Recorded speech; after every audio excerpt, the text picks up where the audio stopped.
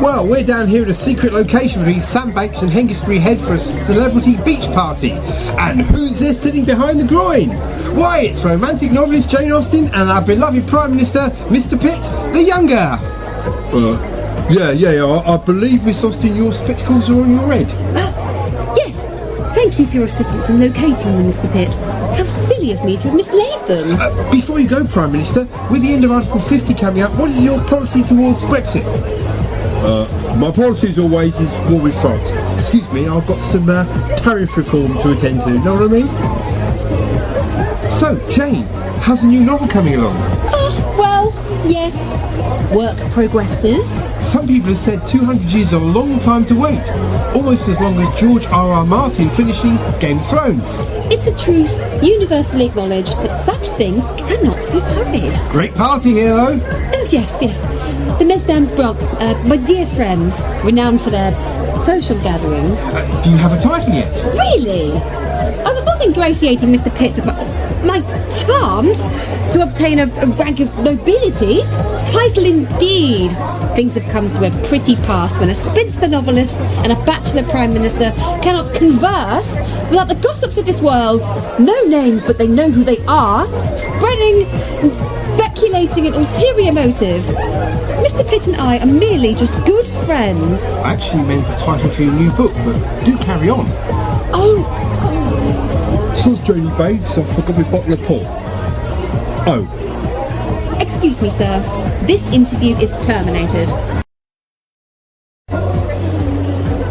Well, we're down here at a secret location between Sandbanks and Hengistbury Head for a celebrity beach party. But with me first is PC Reg Unwin of Wessex Police Beach Patrol with an important public safety message. Yes, evening all. It's nice to get together with your friends after a full 6 days working week. But it's important to behave responsibly and adhere to the local bylaws. No loud music above 10 decibels, no skateboarding on the sand, no cycling on the prom May to October, no sandcastles over 1.3 feet in height, no alcohol more than 2.5 inches in length, no climbing onto groins, especially onto other people's, no alcohol more than 2.5 inches in length. You've mentioned that already. Oh, yes, right. People enjoying themselves out of hours is a real problem on the beach these days. They go for a swim, prom, exercise their dogs, take photos, drink a flask of coffee in the winter, all sorts. Yes, we all want to have a laugh and a good time, but after a recent incident, anyone caught irresponsibly looming or encouraging under 16s to loom will be reported to Wessex Police, isn't that right, PC Unman? Yes, miss, that's right. Right out, bang out of order. Safety first. Yeah. Are those young people over there dancing? Is there a bylaw prohibiting that? No, but there should be. I mean, you wouldn't catch Mrs May, our beloved Prime Minister, moving her body to music in an unproductive, rhythmic way, now would you? Yeah, I think she did, on a trade visit to Africa. Yeah, twice. Fake news, surely she wouldn't demean herself in that way. Oi! No dancing out there! Get out there and stop it! Thank you, PC Unwin. Remember, safety first with looming. When the fun stops, stop. Hey, and you! Stop sharing those amusing pictures of kittens on Instagram. That's bang out of order. Well, we're down here at a secret location between Sandbanks and Hengistbury Head for a celebrity beach party. And with me, I have the hostess with the mostest, Miss Anne Bronte herself. Aye, well, it's not just me, it's me sisters too. Charlie and Em help organise them too. We just want to have a good time, like, and as it happens, my brother Bramwell, he keeps out all the undesirables. Gate crashers? Aye, gate crashers, known troublemakers, that sort of person. Yes, I saw him turn away earlier famed novelist Elizabeth Gaskell, noted philanthropist and author of the social consciousness novel North and South. Aye, she's got trouble written all over her bloated lanky face. Really? What did she do? Do? They're all trouble from there, they are. Clogs, cotton mills, Oasis records, they're always picking fights. L.S. Lowry, matchstock men and matchstock cats and dogs. I heard he once tortured a stray hamster, forced it to watch one of the paintings. Golly, but my wife's from Lancashire. Happen you'll know all about it then. Does she mistreat you? Make you eat hot pot, drink Boddingtons, eat black pudding? No. Get in your head? Make you believe Richard III was the baddie? Well, I can help you there. I'm a qualified historian. Richard III was the baddie. He usurped his nephew, took his throne, and then murdered him and his brother in the Tower of London. Branwell, throw him out! She hit me! The freedom of the press has been assaulted by a violent 19th century novelist. Get out, you lanky sympathiser. This is blatant racial discrimination. She's running trouble too, that manky lanky racial discrimination. Well, we're down here at a secret location between Sandbanks and Hengistbury Head for a celebrity beach party. Oh, and who's this sitting behind the groin? Why, it's our hostess, top novelist Anne Bronte. And our beloved Prime Minister, Mr. William Pitt the Younger. Oh, and top romantic novelist Miss Jane Austen. Aye, happen it is. Yeah, I was just explaining to Miss Austen here, Miss Bronte's bonnet blew off in the wind and I was helping her retrieve it. Indeed. Aye, happen it was.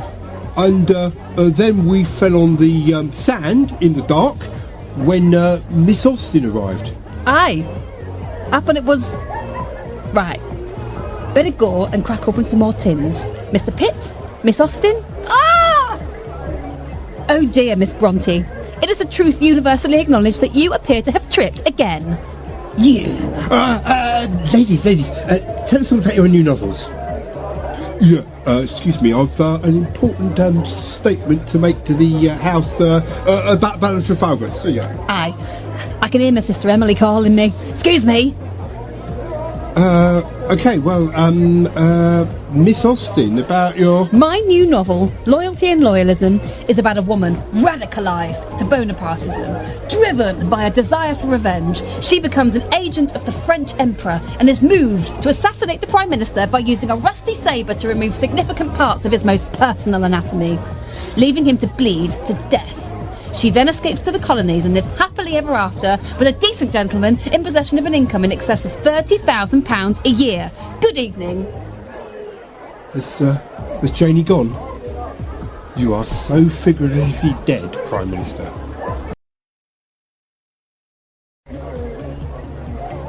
Well, we're down here at a secret location between Sandbanks and Hengistbury Head for a celebrity beach party. And with me is Mr. Charles Dickens and Mr. Thomas Hardy.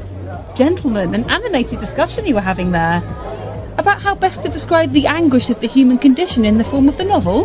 Mr. Dickens? In a way, Miss Raven, the poor and the hopeless, certainly. Those for whom there is no hope of betterment, and no hope of betterment to be deserved. Those born to live and die in the backwardness of rural poverty and ignorance. Dorchester Town. Mr. Hardy? Mr. Dickens paints a very bleak picture of a story of hope and steady overcoming of adversity, for he represents but an urban metropolitan elite, grown fat and bloated upon the success and exploitation of others, those whose pride and sense of entitlement will be their undoing. Portsmouth FC. You were talking about football?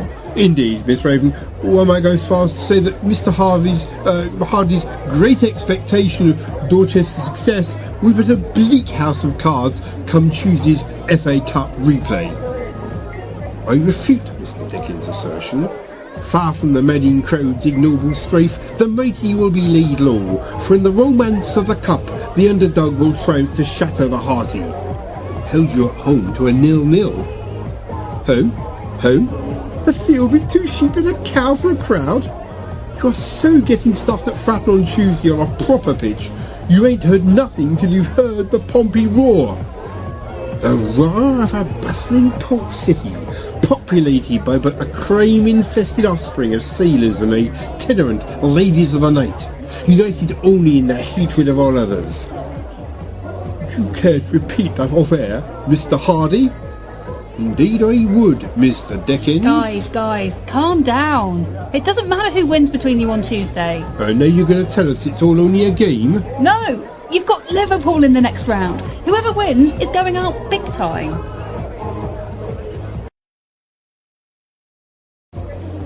Must be very exciting being Prime Minister and moving all those armies and fleets around. I'm surprised you haven't got a girlfriend. Well, waging global war against the French does keep me really, really busy, and Well, we're down here at a secret location between Sandbanks and Haggisbury Head for a celebrity beach party. And here, a top celebrity, YouTube blogger Noella, and the Prime Minister, Mr. William Pitt the Younger. Yes, I was just explaining to Miss Noella here, Miss Raven, the importance, the grand strategy of fiscal reform. Isn't he great? He's so clever. You must come and do my vlog sometime. My mum's out at work every Thursday. That would be very interesting to see, politically speaking. Well, yes, it would. Mr. Pitt! Miss Noella! Hi, Janie. I'm going to have Mr. Pitt on my vlog. Miss Austin too would make an excellent subject, Miss Noella. Was she not, Miss Raven? Yes, that'd be great. Oh, look, we're now joined by top poet Lord Byron. Mad, bad and dangerous to know. Welcome to the party, my lord. Cool, whatever, sir. Well, man, you know, it's a fiver. Go over there, there's a $250,000 pearls, and I can't need to score. You sure that's wise, my lord? You had a packet of polos and an energy drink today already. Hey, I feel a poem coming on. Need to get it out, like. Dig? Indeed, my lord. Perhaps then I can be of some assistance. Hey, crazy Janie, with your chiclet stuff. It's a cool mashup. It's in my hotel room. Then let us not waste any more time. Miss Raven, Miss Noella, laters, you too, Mr. Pitt. Well, I didn't quite see that collaboration coming, did you? Do you think she'll be alright?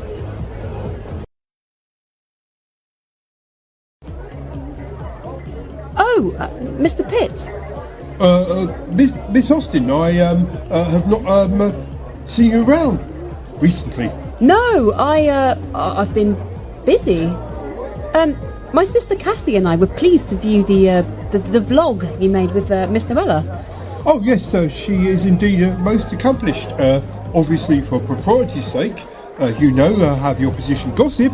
I insisted upon their filming being suitably chaperoned. Ah, yes, of course. A politician's reputation must be spotless. And indeed, must a young lady's.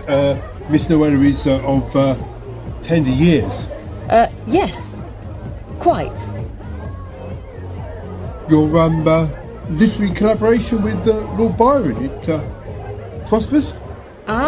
His lordship's lifestyle is beyond my sophistication. We wrote but the once a poem of little worth. Mr. Shelley, the poet, and his paramour, Miss Godwin, Mary Shelley, as called by some, were also there. We ate extra strong mints, drank Coke, and listened to Pink Floyd albums while enhanced. Oh, I see, yes, the lyrics of Mr. Roger Waters are indeed most cheerily uplifting. Miss Austin. Mr. Pitt? Have you, perchance viewed the new cinematic musical Mamma Mia, Here I Go Again by celebrated Swedish popsters ABBA? I regret I've not yet had the opportunity to do so. I understand it is currently being shown at the Bournemouth Odeon. I wondered, peradventure, whether perchance... Well, we're down here at a secret location between Sandbanks and Haggisbury Head for one of Anne Bronte's celebrity beach parties. And here are the Prime Minister, Mr. William Pitt the Younger, and top novelist, Miss Jane Austen. Haven't seen you two around recently. How's it all hanging, guys? Well, we're down here at a secret location between Sandbanks and Haggisbury Head for a celebrity beach party. And standing on groins, looking out to sea, in the dark, are top poet, Lord Byron, and the Prime Minister, Mr. William Pitt the Younger. My lord, Mr. Pitt, how long have you been interested in astronomy? Yes, astronomy. We're steering out to sea because we're interested in astronomy. Aren't we, my lord? No, watching the chicks go swimming. No, I believe you are mistaken, my lord. No gentleman would do such a thing to these charming ladies. Hey, I would. I'll pay the rum. Hey, man, I'm no gentleman. As a lady myself, I am shocked, my lord. Hey, babe, I'm mad, bad, and dangerous to know. What you gonna do? You asked that Jane Austen, babe. Dig? What? Wrote a poem with her, yeah? Hey, ain't no party like a Byron party. Dig? Oh, do tell. My lord, are you besmirching Miss Jane Austen's reputation?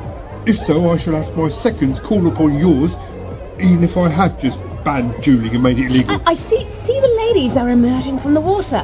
Hey, like mermaids and nymphs, sirens to the soul, goddesses made flesh in beauty and charm. Gentlemen, you should avert your gaze, not get poetic. I'm shocked. Shocked, sirs. I will inform Mesdames Bronte, who will no doubt have their brother Bramwell eject you. I shall therefore warn the ladies of your behaviour. Apologies, Miss Jerome. Turn around, my lord. Hey, I didn't snogger if that's what you're wondering, pet. My lord? Hey, I got an image of a poet to maintain. If that goes, I'll have to get a proper job. Well, we're down here at a secret location between Sandbanks and Hengistbury Head for a celebrity beach party. There's been a bit of an incident, and with me is PC Reg Unwin of Wessex Police Beach Patrol. Yes, evening all. I've taken statements and I've alerted the council. They'll be amending the bylaws forthwith to include a ban on using anyone's groin for immoral purposes. You were quite right to alert us to the impropriety. Well, the press has a duty to uphold law and order. Indeed. Well, I'll be off then. My day you go. Well, with me now is top celebrity novelist and party regular, Miss Jane Austen, one of the ladies infringed. Oh, and fellow novelist Mr. Thomas Hardy. Thank you, Miss Jerome, for ensuring these ruffians behave with all due propriety. Not at all. There's too much of this around these days. I believe the miscreants have ejected for the duration by Mr. Bramwell Bronte. Indeed, I assisted in terrible business. In truth, I expected little more from Lord Byron. Mad, bad and dangerous to know. But I was most disappointed at Mr. Pitt's behaviour. How very dare he try and espy me in my swimwear at this stage in our relationship? Your relationship? Oh, before this, I considered him a friend. Nothing more. Well, Mr. Pitt has now proven himself to be a non-suitable suitor. Shall I get you another pint of scrumpy, Miss Austen? Please, no, Mr. Hardy. I've had one tonight already. Miss Austen, Lord Byron was telling us about your shared poem. Yes, Miss Jerome. With all due respect to his lordship, it is a truth universally acknowledged that these superstar collaborations are frequently of lesser account than the public's great expectations. I understand Lord Byron is anyway seeing Madonna and Britney Spears. You sure I can't get you another pint of scrumpy, Miss Austen? Alright, my lad, you're nicked. Down the station with you, son. You're going down for a long time. Well, we're down here at a secret location between Sandbanks and Hengistbury Head for a celebrity beach party. And there's been a bit of an incident. PC Reg Unwin of Wessex Police Beach Patrol has just arrested a very dangerous killer shark. With me is a very lucky lady today, top vlogger Noella. Oh, it was terrible, Miss Jerome. It was long and thick and huge and coming for me. And I was only in the shallow end of the sea. And of course those nasty sharp teeth and jaws. I screamed and the gentleman heard and came to my rescue. Well done, the heroic Mr. Charles Dickens and Mr. Thomas Hardy. It was nothing, no. Well, thank you for the towel, Miss Charlotte. Yes, thank you, Miss Emily. We just did what anyone would. Aye. Happen is like, you did well, for Southerners. Everyone accounted for, Bramwell. No one can't find Mr. Pitt, nor Miss Jane Austen. Oh, my poor sister Jane, missing. All right, write novels now where everyone gets happily married at the end. Alright, up and with Mr. Pitt Duval, there'll be another election. Well, with us today too is naturalist Sir David Attenborough. Sir David. Yes, killer sharks are infrequently seen in British waters, but they can be dangerous if provoked. Items such as Miss Noella's bright pink Hello Kitty bathing cap can cause them to become agitated and then to charge. They are best left well alone. Aye. Done it myself many a time. Anyone seen Mr. Pitt or Miss Austen anywhere? Perhaps they're together. Oh, heavens! Unchaperoned! Up and there'll be an honourable explanation. Best send out search parties. See where they are. Well, we're down here at a secret location between Sandbanks and Hengistbury Head for a celebrity beach party. And a lot's happened since last week's beach party. With me is Mr. William Pitt. Lucky escape there, Prime Minister. Yes, the killer shark that attacked Miss Noella was a mere diversion by enemy agents. Can you talk us through what happened? Well, whilst everyone was distracted, two of Bonaparte's thugs crept up and knocked me insensible. The next thing I knew, I was in Paris, threatened with having a huge baguette inserted if I didn't sign the highly unfavourable Treaty of Amiens. I, of course, refused. Did they torture you? They withdrew all my medication. No port or spirits of any kind. I told them, you can take my life, but you can never take my fealty. And then I believe they blackmailed you. Yes, tried to. Some compromising lithographs were painted, purporting to be my good self, in flagrante, with a Parisian actress called Marianne Dubois, a lady you might say of a Duboisious virtue. But you escaped? Yeah, more rescued, I'd say, by chance Janie. Miss Austen saw what was happening and stowed aboard the enemy vessel, disguised as Joan of Arc. In Paris, she was able to contact the French resistance and arrange for my liberation. It is a truth universally acknowledged, Miss Austen is pretty nifty with a cutlass. I was bound and able to defend myself, and she forced the evil Mademoiselle Dubois to unhand me and slit her up a treat.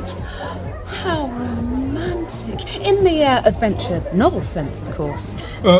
Yes, I cannot thank her enough.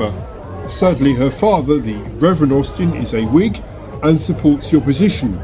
As I'm a Tory Prime Minister, he has forbidden I ever attend upon his daughter to express my gratitude by way of a gift of a box of Cadbury's chocolates.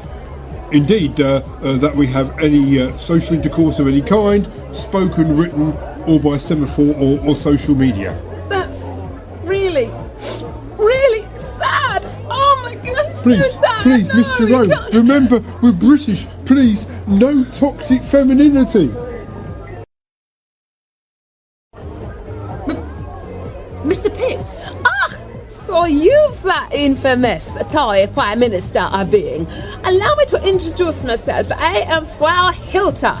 Appointed I am as governess by the Reverend Austen to prevent his daughters mixing with undesirable swinehoods. Mr. Pitt!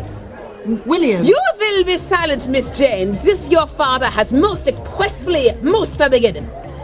Well, I'm down here at a secret location between Sandbanks and Hengistbury Head for a celebrity beach party. And I see the Masdam Austins have brought tonight their charming cousins from Germany. I, their governess, am. But you don't look old enough, if I might say so. May I introduce you to Lord Byron, the poet? Mad, bad, and dangerous to know. But...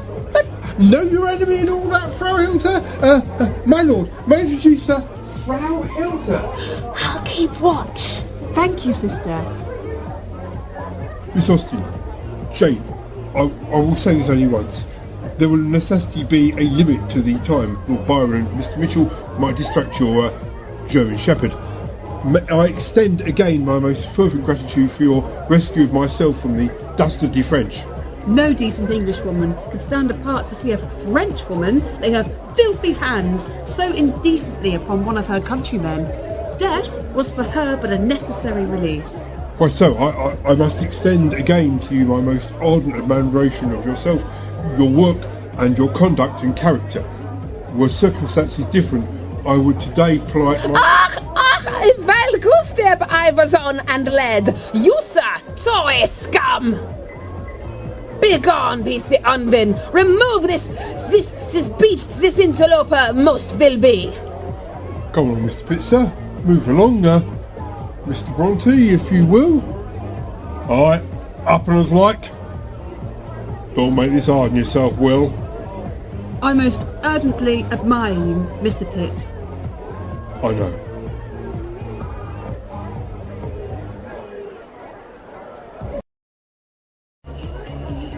Well, we're down here at a secret location between Sandbanks and Hengistbury Head for a celebratory festive beach party, aren't we, Kamari? Yes.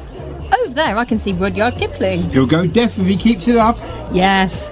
It's so nice to see so many stars of stage, screen and 19th century English literature having a good time. Responsibly. Yes, indeed. When the fun stops, stop. And of course, fancy dress. The Bronte Sisters have come as the Sugar Babes and their brother Bramwell as Elvis Presley. And of course, the mistletoe's out. Oscar Wilde and Marcel Proust there. So, with me now, I have Lord Byron. My lord, who have you come as? One of my main Charlie Dickens characters, Mr. Scrooge, the cat that don't dig Christmas. Hey, far out, what's in these mince pies? I can see flying reindeer. I think, my lord, that's quite normal this time of year. And you, Miss Jane Austen, who have you come dressed as? A yew tree? I beg your pardon? Well, you're covered in mistletoe. It is a truth universally acknowledged, sir. I am the spirit of Christmas. Spirits? Some say spirits. I can drink to that. I think my lord is as tired and emotional as a lord. Yeah, I'll just see him to where Wessex police can't. Well, just arrived is Mr. Pitt, the Prime Minister. Yeah, whatcha? Oh, over there I can see Beyonce. Excuse me! Mr. Pitt, we meet again. Miss Austen, we do. You're, covered in mistletoe. Yes. It is the season to be jolly, is it not? Some might get the wrong idea about you. You know what I mean? Think you're out for a Christmas kiss under the mistletoe.